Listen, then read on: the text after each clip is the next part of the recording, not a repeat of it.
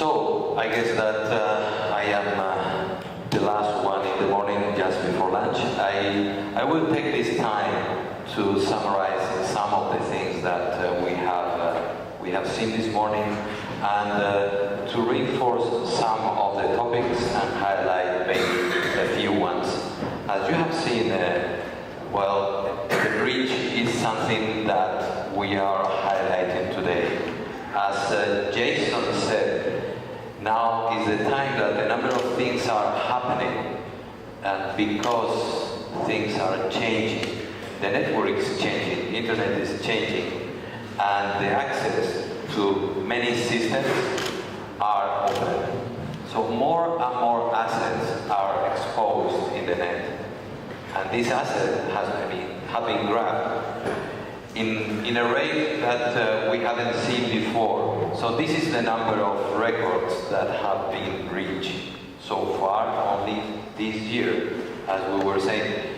This year we have seen record breaches. These were some of the most well-known last year, and some of the consequences of these breaches have been really, really bad for the companies involved. As you know, the CEO of Target had to resign, and some of the other breaches were significantly important. So much that, for example, the record-breaking one was Adobe, 152 million. With Target, it's 110 million, but credit cards. Some of them are quite curious. As you see, for example, the last one is a dating site. You say, okay, that's nonsense. It's access and passwords. Funny enough, that is being used, obviously, to put some pressure to the users using that site. You don't want to be caught using that, right? Or maybe you shouldn't. So some of them are being used as ransom for some of the users. Some of them are being sold in that. So there is a value, there is a cost in these breaches, even for the individual involved, not only for the companies. This is interesting, this one, because now we can see how these breaches are classified. And let's not forget that until now, only in the US, the companies need to declare the breaches within 24 hours. In Europe, with the new directive, as we have been saying this morning, it will become the norm. So all the companies need to communicate to the public and also to the individuals affected that a breach has happened. But today in Europe, we don't see that. So all these breaches and these statistics are mostly the US plus a few from other places. But you see that fundamentally, and the most important in terms of impact is the healthcare. That is clearly linked to identity theft. And sadly enough, for example, it's either patient records that are being sold to other insurance companies, to track some people records, or the same to put pressure on them, and also to do identity duplication of children and create false identity out of children and false credit that when they grow up they will necessarily have a problem, obviously. And in the area where it happens is mostly the industries that are data intensive, like technology. In technologies where all the data is massively kept, and retail because they use a vast amount of financial records and credit cards. So this is the value that is being, put in compromise today. And I believe it's the assets that we need to protect. As I said, this is the value of some of the records. It's interesting there, $188. That is the average value, more or less, of a single credit card number, because it's not much. They use it on the website and so on. They trade it for like $50 to $100, plus the cost of issuing the credit card. But that is if nothing happens, and there is a hidden cost, obviously, for the credit card company, because they have an insurance that they need to pay because of this. By the way, for a credit card company, for a bank company and merchant issuer, the cost of the insurance is dramatically lower if they use encryption. If they use protection, the cost of the insurance goes to 1/3 or 1/4, and that if they don't have the similar measures. Why? Because, as we know, a breach will very likely happen. When it happens, the cost that the impact that it will have, it will be far lower. Wouldn't it be great if one of the companies that you know, maybe one of your customers, has to make a statement tomorrow and say, well, unfortunately, we need to stand here and say that we have been breached. Last night our systems were compromised and they took nothing. Because the data that they took is worthless, it's just confetti, it's encrypted. So that would be a very nice moment. And that's what we can do. Actually, there have been one or two of those, but they are the minority today. Obviously, and we have been exploring a few of the vectors and how this is happening. We are now in an environment that the boundaries are no longer applicable. So our systems, the company, our customer systems, and the network that they are sitting on is more and more exposed. We cannot define a perimeter anymore. It's a virtual perimeter, virtual systems, and we share that infrastructure with other tenants, with other companies. So the threat is out there. What we have been saying is that we need to regain the data, we need to regain the ownership of these data, of these systems. Apparently we are not doing a very good job at that because the investments done today are still following the inertia of the last 20 years. So it's clear that malware, okay, it's a problem. So the investment goes there big time.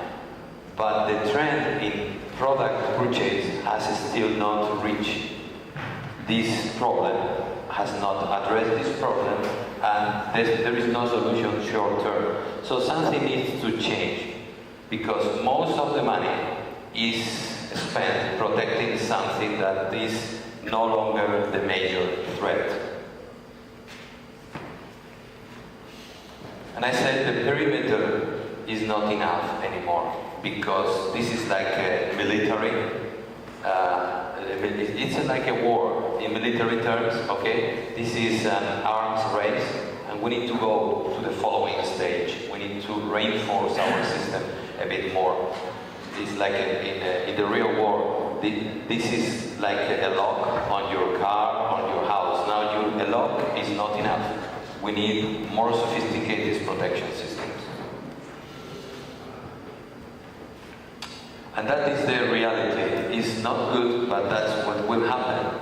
And those who will not address it, well, there will be problems. So, in summary, what we are saying and the idea that we want to transmit to you all today is that there are breaches out there. They happen every day. They are happening in all the industries, and the size is getting bigger and bigger and bigger. So we acknowledge this fact, and that we need to protect the data at its source, because a breach is very likely to happen, and when it happens, we better be protected. How? Well, very simple, using encryption. But encryption by itself it's easy, but it is not enough. We need to manage the encrypted systems. Otherwise, either we increase the complexity of operations and the business that we are set to do, it's a slowdown and complicated. So unmanaged security is not a help to do business. So we need to manage properly, to manage it, and to make it transparent. So that's what we are talking about, crypto management. And obviously, control, for a number of reasons. Because control will give us governance and will demonstrate, it will demonstrate to anyone that we are protecting our assets. And that, for example, for the board of directors, they acknowledge this risk.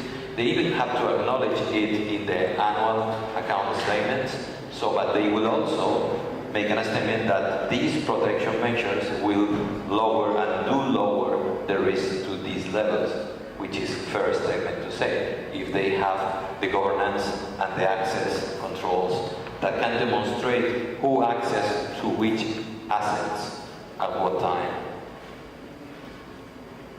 So going down a bit more now in granularity. So thinking about a real company and how the data is structured. Okay, we're saying all this, but so we're thinking about obviously databases, file system, real or virtual servers, more and more virtual machines. We need to protect them. Where are they? Well, yeah, that's a cloud, but who is accessing the cloud? Who am I sharing these cloud systems with?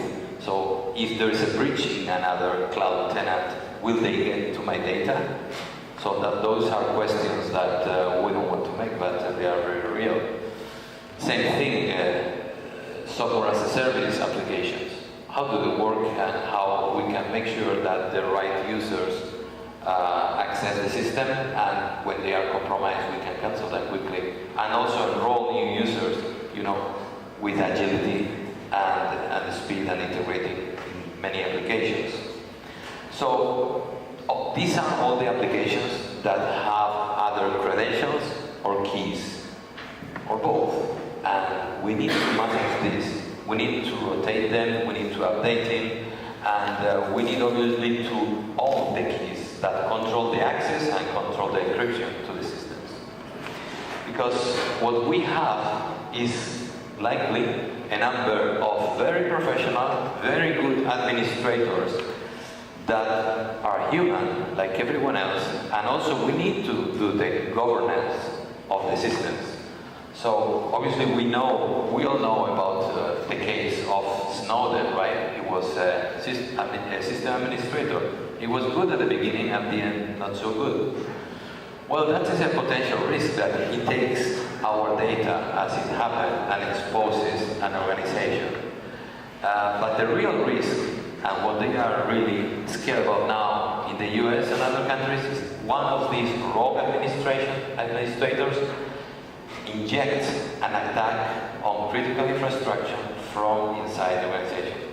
That is the real Armageddon situation. To access a critical system, inject malware from inside the perimeter, and then trigger something that is obviously not good. So we need to give them obviously the entitlement enough to do their job, but we need to apply governance. We need to control the access and to be able to monitor that. How? Well, we see basically three scenarios, three major blocks. So we have, from another perspective of system and controls, data arrest that we can encrypt and decrypt on the fly, adding very, very little latency, and also controlling the keys, as I said, I'd say in the second part. Same thing, that in the cloud that we can encrypt as it flows from and to the cloud, and also to secure the communication lines that we use with our main data sites. For example, the main data processing site and the disaster recovery one that typically these days is a virtual data center. So this has to be encrypted, and with a strong encryption that we control the keys, that we manage them, and we secure and have accountability of what's happening with those keys. And it's easier, because if not, let's say an ad hoc administration of keys is real hassle. And then we have the risk of losing the keys of the castle. And what happens when that thing happens? Well, we can no longer access to our own data. So if we encrypt, we need also to bring key management systems, which is fine and will simplify the whole operation. It will be transparent. It will seem that we are not encrypting anything when everything is happening, under the surface very smoothly. And then we will be able to define key provisioning systems, key renewal cycle, entitlements, audits, everything. It comes together, governance and then policies. So that is beautiful then. So that's what we can do. And obviously the third one is to go to the user base, to the administration base, to the human part of the system, the interface. So who access to what and when. And doing that, we will have the complete solution. It's not easy because obviously there are things always to patch and improve, but at least we will cover the main bases and we will start to build a very, very strong foundation for protecting our assets, controlling the access to these assets, and demonstrating to a third party who can be the auditors, the investors, or even the financial world that our company can take a breach and no one will take the data that matters because it is encrypted and we own that data. Only us can do that. So this, in a nutshell, is what we have been saying this morning. How we can do it, we will see it the rest of the day. And with that, you can see the breach level index that we have been talking about. I finished my presentation and we'll enjoy lunch after that. We'll be available for questions. Thank you.